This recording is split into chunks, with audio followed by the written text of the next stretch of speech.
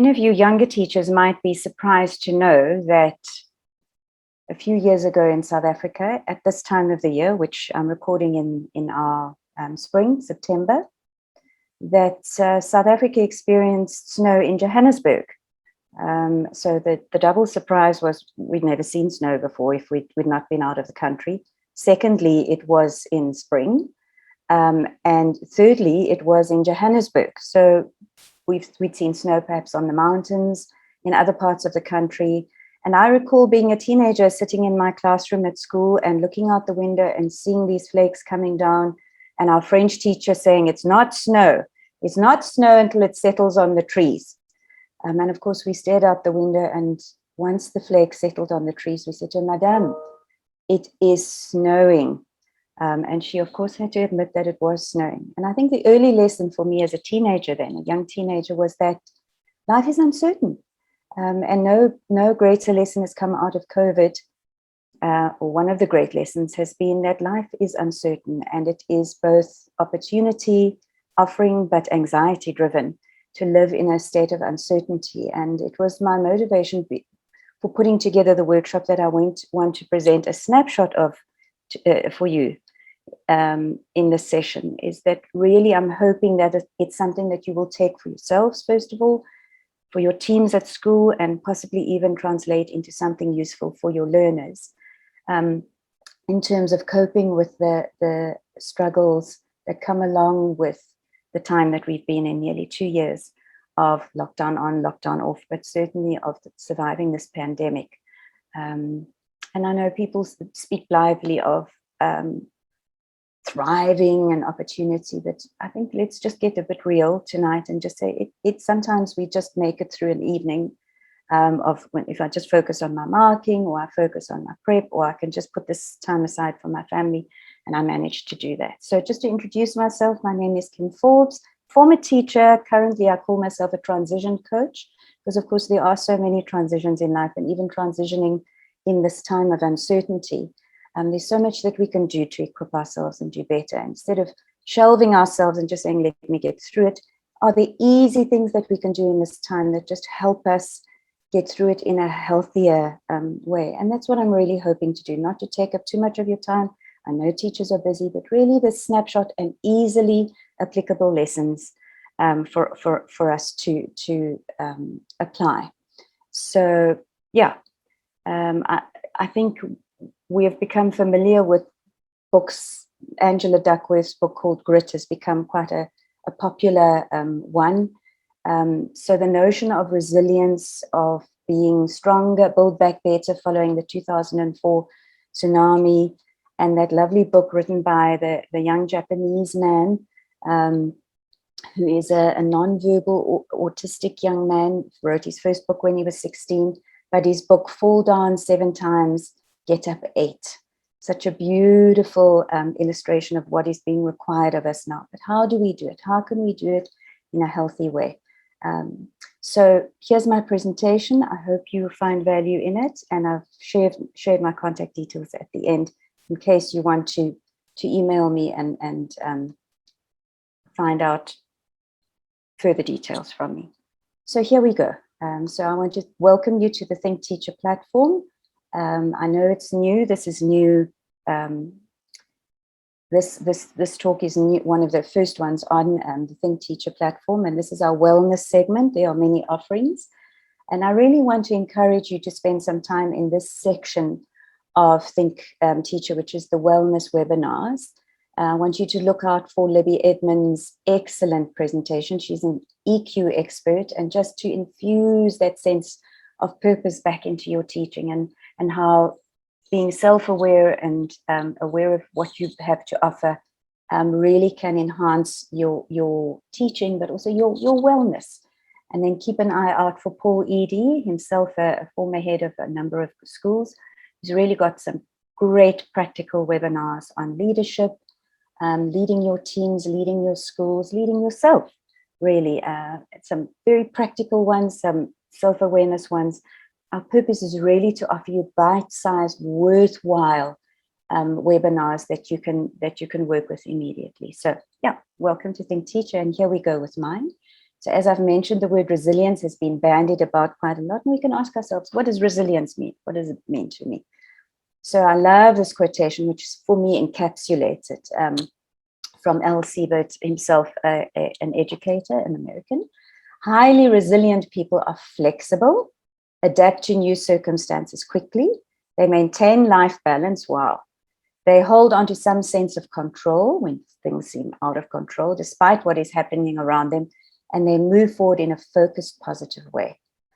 As I said, tonight, well, nighttime for me, I'm hoping to give you some quick tips on how to build that. So here they are.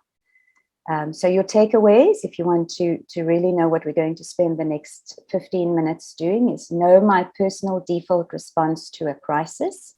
Okay, we've got a default response. It's not that we can necessarily change the default response so much as be aware of it and work with it to respond in a healthier way. My second one is to commit to cultivating a balcony view. What is a balcony view? Well, it's one of those skills, according to the Tomorrow Today Foundation, that's really talks about future self. Am I equipping myself to remain relevant in the future? So resilient, but also relevant. Are my skills going to enable me to keep myself relevant in the working world going forward? And lastly, intentionally make space for self-care practices, which probably the one that you've heard of the most, and probably quite a bit of what you know already. But I'm hoping to give you some tonight, today, that you're not aware of already, or you might be, but just a reminder for you. So I wanted to really there's some inspiration even in the word crisis, which I think you're going to enjoy if you don't already know it. I found it an amazing insight to find out what the word crisis actually means. It's where it comes from and what it means and what it can mean for me. Because when people say, I really think we're in a crisis, it very often has a negative connotation. But tonight I want to tell you, first of all, from the etymology of the word as we use it in English, ultimately from the Greek krisis, literally meaning decision, to decide. So a crisis is a time at which we make a decision or we are required to decide about something. Is it a choice between two things? But it implies a process that I must undergo in which I make a choice of some kind. And then even more interesting, I found this much more interesting, is that the Chinese represent crisis through two symbols. And I'm not going to pretend that I can pronounce that properly, but those are the two words, and this is what they mean.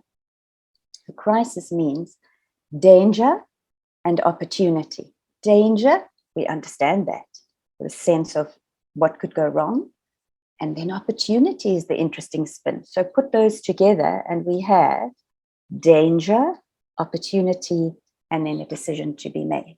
And that's what I'm going to use as the structure, the pillars of what we're talking about tonight. I love this quotation. C19 demands that we as humans face the things we fear most. There's that danger in a cluster: uncertainty, sickness, failure, inability to provide for our families, isolation, and that most feared and unspoken thing, death of ourselves and our loved ones. We couldn't have asked for a more potent mix to ignite the most primal response of our brains into pure survival mode. And it's that pure survival mode that I want to talk about as our first point of knowing my default response. How do I, me personally, what is my default response to a crisis, to a position where I feel like my body's telling me I'm in danger?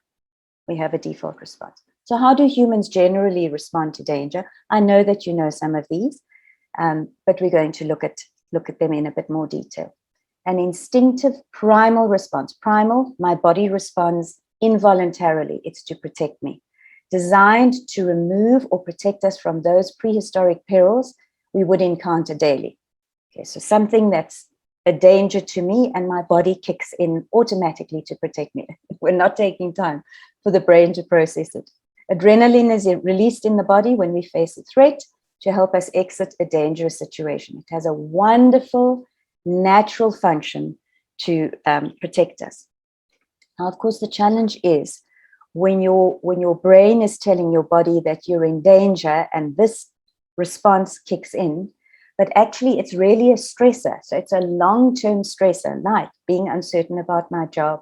How am I going to cope with teaching online or not? How am I going to cope with the death of a loved one, particularly another breadwinner? Are my kids going to be safe at school? Are the kids that I'm teaching going to be safe? Am I going to be safe going back into the classroom? And so our body remains in this hyper-vigilant state with all of this adrenaline and therefore cortisol coursing in our bodies, causing an unhealthy response that very often we only see the result of over the longer term. Now that was originally designed to get us out of danger, but because we're getting the message that we're in danger from stresses like even being in the traffic, so that our bodies remain in this state of being hyper vigilant, hyper alert. And we have to find ways to manage that. And the first way really is to be aware of what is my default response. So a bit of fun with these slides. I hope you enjoy it. So this one you might already know. You might be familiar with it. We have the response of flight. We run away. Okay, so that can even find its expression in something like denial. So you have people who say there is no such thing as C19. It's a conspiracy. I'm not really going to take that on, but just be aware for those of you who think that people who respond in that way are ridiculous, just be aware that for some people, it's their coping mechanism. It's the way that they manage to process what might be overwhelming for them. And so one way to respond to a crisis, to a threatening situation, is literally in those days to run away. But for us, running away might even just be something that I deny the reality of. It enables me to say, it isn't so. So I run away. The other one, so we've got the flight response, we've got the fight response. Okay, those who then literally in those days come out, take the initiative, become the aggressor. So for many of us, we're seeing a lot of, across the globe, not just South Africa, we're seeing a lot of aggression coming out. You often see it on social media, people who are taking each other on in a tweet or on Facebook, just coming out all guns blazing. There's this suppressed rage. Is it because we're fighting in a crisis? It's that primal response. So I think those two you might have heard of before.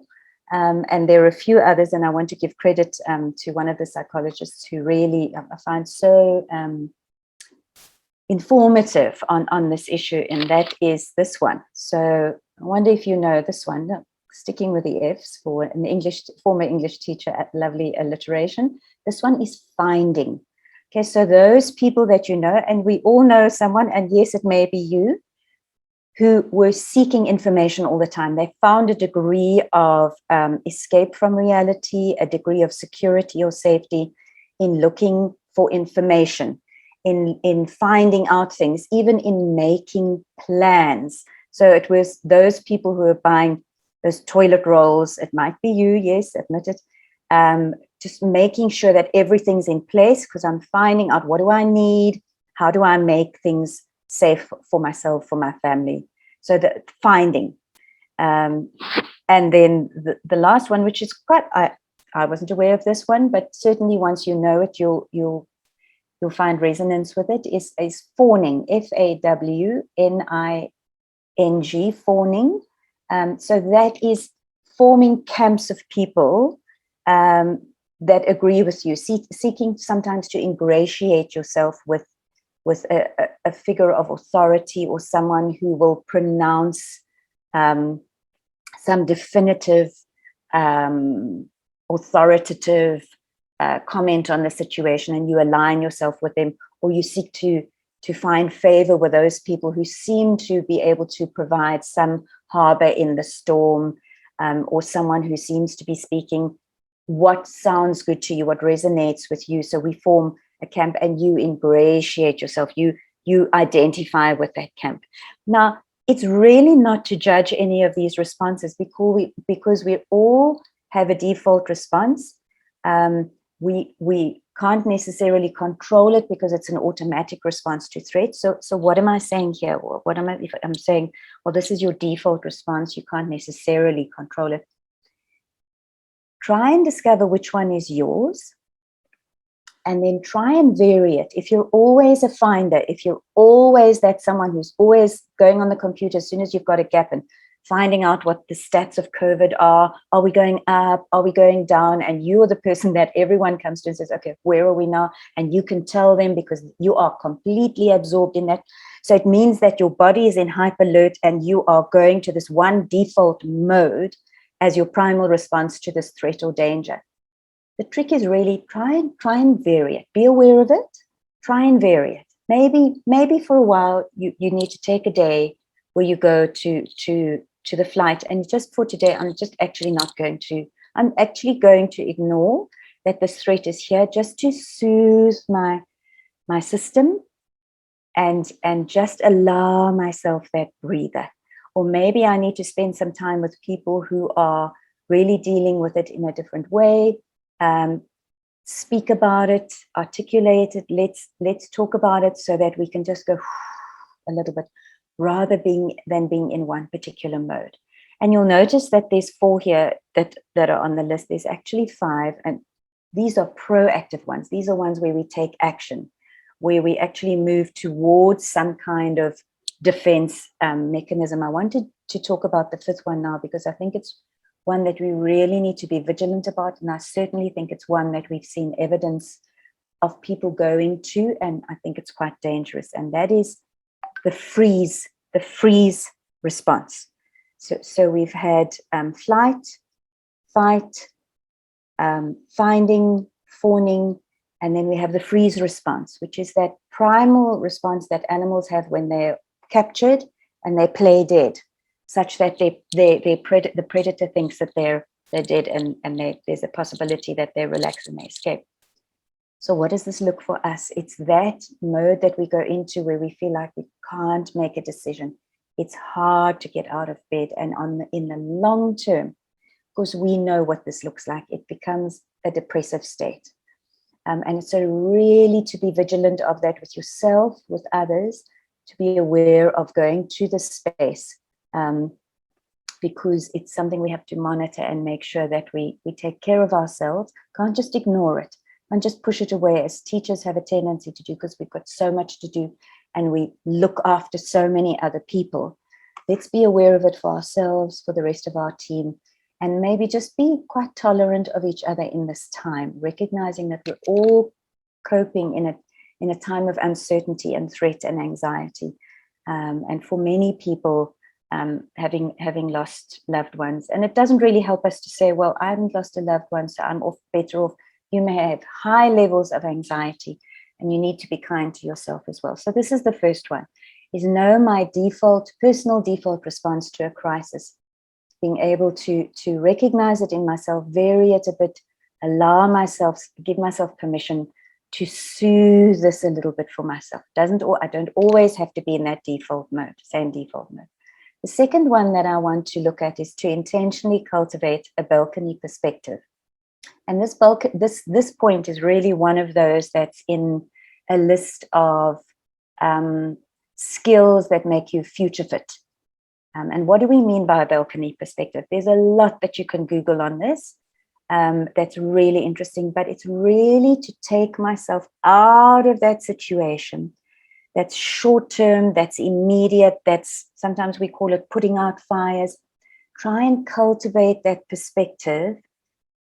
Maybe you need to schedule a time of the day. Maybe I do a twilight walk in my complex just to allow me that time, and just to say, okay, what's really happening? What's really going on? What do I really need to do to be healthy in this time? And perhaps the contrast will help you look, as opposed to always being on the dance floor. So look at the frenetic pace of that picture. That picture communicates energy, fast-paced, which is lovely to be in sometimes, but not all the time, because really I have a short-term perspective and I deal with what's immediate, which we so often have to do in a day-to-day setting. I mean, I've got my list here my list of things to do in a day. I set this out for myself each day, and I tick things off and I highlight things. So I recognize that I need to be productive, etc. But I need also, if I want a long-term perspective on where I'm going, what is really purposeful for me, why am I in teaching, why am I doing what I'm doing, is sometimes to allow myself the space, the time to lift myself out of the dance floor of everyday tasks and busyness and cultivate that balcony perspective that allows me to have a big picture view of myself, where I'm going, of the world and where it is. Just understand that we're shifting, it's uncertain, but I can lift myself out of that and I can find for myself a bigger view of the situation. I mean, I wish I could spend more time on this particular one, because it really is, if you can allow yourself that every day, is to just that, look at the serenity of that balcony view compared to this busyness, which we understand we have to be part of. But just a simple thing to do each day is just take 5 minutes and say, let me just remind myself of the bigger picture here, beyond this, because in a transition, I need to be able to say lift myself out of and say, okay, what am I seeing that's going to emerge in the longer term? Not just now, because transitions sometimes are forced upon us when we don't expect them, be it because of our health. Sometimes we are required to change jobs, countries, friendships shift, relationships shift, and it's useful to have a balcony perspective that gives me a sense of meaning in my life, that gives me some space to think beyond the immediate and have a longer term view. So that would be the second point. So know your default physical response to a crisis. Try and vary it, just know it, soothe your system, and we'll talk about that in a moment. And part of soothing that system is lifting yourself out of this dance floor busyness and taking yourself to a more serene, purposeful, intentional balcony perspective. So that's number 2. I said they were going to be bite-sized. And then intentionally make space for self-care practices. Now, I know you know this already, but I want to say that we may judge ourselves for being anxious and stressed. Sometimes we celebrate stress too much and we like to say, oh, I'm so busy. But really, how do we hold anxiety in a way that's productive, connecting, and healing? Because the anxiety is there. Sometimes there's no point in saying, don't be anxious. The world around us is telling us we've got plenty of reasons to be anxious. So how do I hold it in a way that's productive, connecting, and healing? So I've touched on this one actually as we've gone along, but name it to tame it. Can I each day just identify how I am feeling? How am I feeling today? Let me articulate it. Am I anxious? Am I calm? Am I grateful? Because when I name it, it just allows me to recognize, there it is. That's how I'm feeling today, without judging myself, without just tumbling through the day, holding that feeling. Just know that it's there, and then I can work with it. Is that what I want to hold on all day? I can certainly find reasons for holding on to perhaps a sense of panic all day. I want to maybe today intentionally to be grateful, and I'm going to cultivate it. So name it to tame it, calm it, because I've articulated what I'm feeling. If you want to Google, if you want to use something for your teams, I could have included it here. Google under an image search, a tree blob, tree blobs.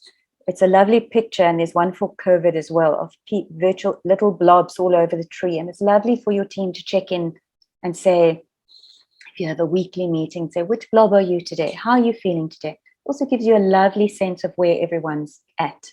Just checking in with each other, which is also so important. So name it to tame it.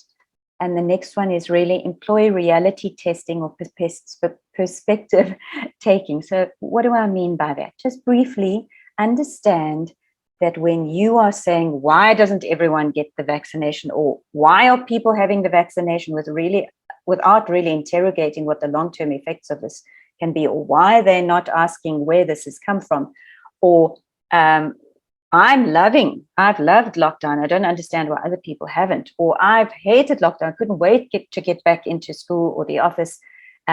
Understand that your circumstances are your circumstances, and therefore will dictate your reality, your perspective.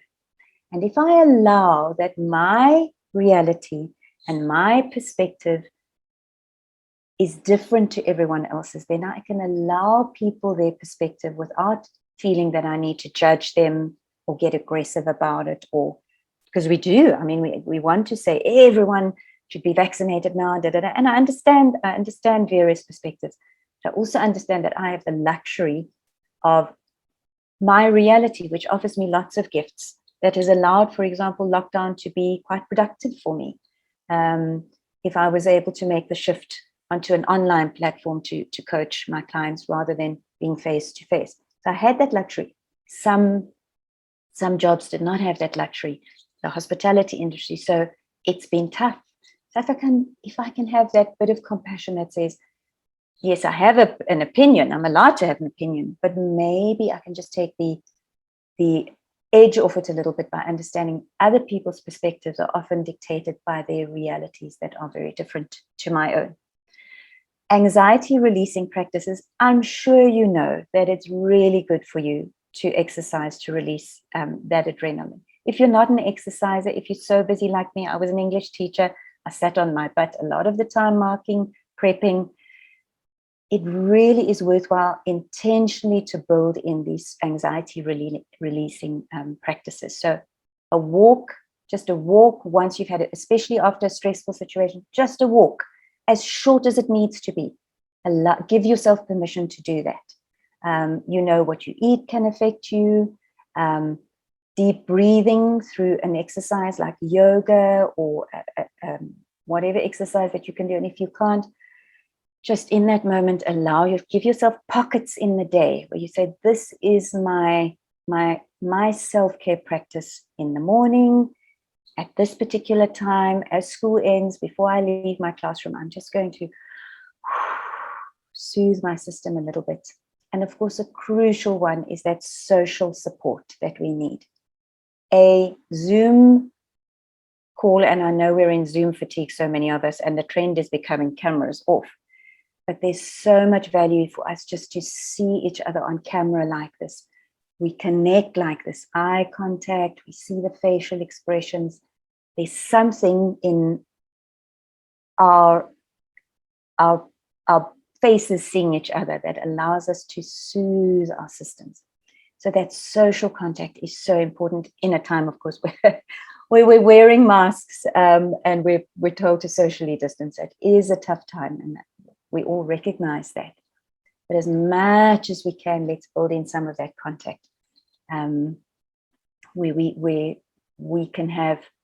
can encourage each other and just soothe our systems. I know that there's a fear of infection and fourth waves at this stage, etc. But where we can safely connect using all the protocols, let's do it. So here are some of the anxiety releasing practices that I found unique. Lament rather than vent. So rather than just going down that path of being angry and anxious and letting it all out, let's spend time recognizing that we all, as a humanity, not South Africans, humanity, are in a very difficult, anxiety-inducing space. And let's have compassion on each other, and let's have compassion on ourselves, and let's be sad for those who've lost.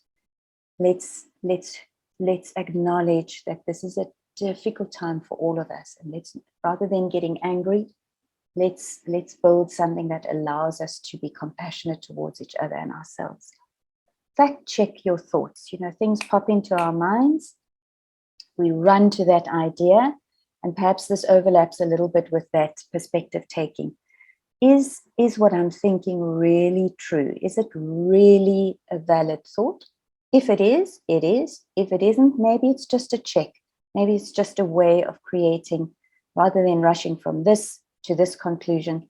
Let's just take time and let's make sure that we're not concluding something that's going to induce further anxiety in us. Celebrate small victories. How lovely to be able to say, just been speaking to someone who says she's going to have a walk across stage graduation, and she's absolutely delighted that she's able to do that. And I can just hear in her voice that is just lovely for her to be able to, instead of not having any graduations, to have a tempered graduation with less contact. Celebrate the small victories. If you manage to do something that's been a struggle for you to do, that you've struggled to find motivation, celebrate it in a small way. Have a Zoom meeting with friends where you have cocktails together, or whatever your tipple is. Wear a hat that's fun. Do something that really says, we've achieved something here. Celebrate small victories. Make it intentional. And if you can't be hopeful, if you think that you're in that space where it's really tough and things, you just feel like, I can't easily look to the future with a great deal of hope and enthusiasm, then just be curious. What might happen? We don't know what's going to happen, and could opportunities come out of it that we're not aware of? Yes, definitely. Will it be an opportunity that I can capitalize on? Maybe. For now, let me be intentional about looking after myself and those in my care, and let's see what happens. Never know. And finally, I know this is a familiar one, but be present. Today is enough for today. If I can get through today, it may be enough for me just to think through today. Just today. Let me get through today. Let me not try and think of what's coming and what the future holds. I know we've got to plan. I'm a big fan of planning. But some days I just need to be able to say to myself, just what's on my list today is enough for me, because it's plenty as it is. And I'm just managing this for today. So I do want to acknowledge it was 2 webinars that I attended early on in lockdown by Dr. Amber Mahoney, a South African psychologist, and a lot of what I've included in this webinar on how we respond and self-care practices were derived from some of her lessons, and I really appreciated that. And then, just to say, stick around with Think Teacher. We really are here to support you. And if you are interested in contacting me, as I say, this is a snapshot of a longer workshop that I've done with clients with a bit more interaction with each other. Very welcome to contact me. There's my email address, or even just email me with any questions that you have. But I hope this has been valuable to you. I hope it's been short enough for you to enjoy and not feel that you've had to give up too much time and energy for it. And thank you for being willing to sit on a Zoom call, because I know that we've done a lot of Zooming or Teams or whatever your platform has been. I wish you well, teachers. We are here to support you. I hope that you will be able to find inspiration to continue giving back to South Africa as you do. I know we don't want to call teaching a vocation too much, because we really would also like to be paid. But I do want to say that we value our teachers so much. So thank you for spending this time with me, and all the best to you.